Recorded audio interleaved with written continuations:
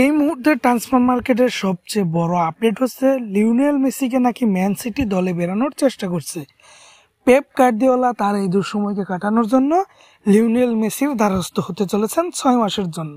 এমনকি এমনটাও শোনা যাচ্ছে যে অলরেডি পেপ গার্দিওলা মেসির সঙ্গে আলাপটা সেরে ফেলেছেন ডেভিড বেকহ্যামের মাধ্যমে।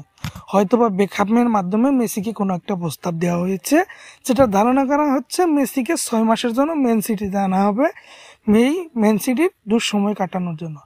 পেপ গার্দিওলা এবং মেসির রসায়ন কিন্তু আমরা আমাদের ফুটবল ক্যারিয়ারে বা ফুটবল দেখার জীবনে অনেক ভালো একটি রসায়ন দেখেছি, এবং পেপ গার্দিওলা কিভাবে মেসিকে ইউজ করেছেন সেটা সত্যিই অবিশ্বাস্য। এবং মেসি যেভাবে পেপ গার্দিওলাকে দুহাত ভরে দিয়েছেন সেটা কেউ পারেননি। এবার আবার মেসির দ্বারস্থ হচ্ছেন পেপ গার্দিওলা, এবং এবার আশা করা যায় মেসি আবারও পেপ গার্দিওলাকেই সেরাটা দিবেন। তো আপনার এই রিউমারটা কতটা বিশ্বাস হচ্ছে বা কতটা বিশ্বাসযোগ্য বলে মনে হচ্ছে সেটা অবশ্যই কমেন্ট বক্সে কমেন্ট করবেন। স্পোর্টসের সব ধরনের আপডেট পেতে স্পোর্টস ব্লগে সাবস্ক্রাইব করবেন। ধন্যবাদ।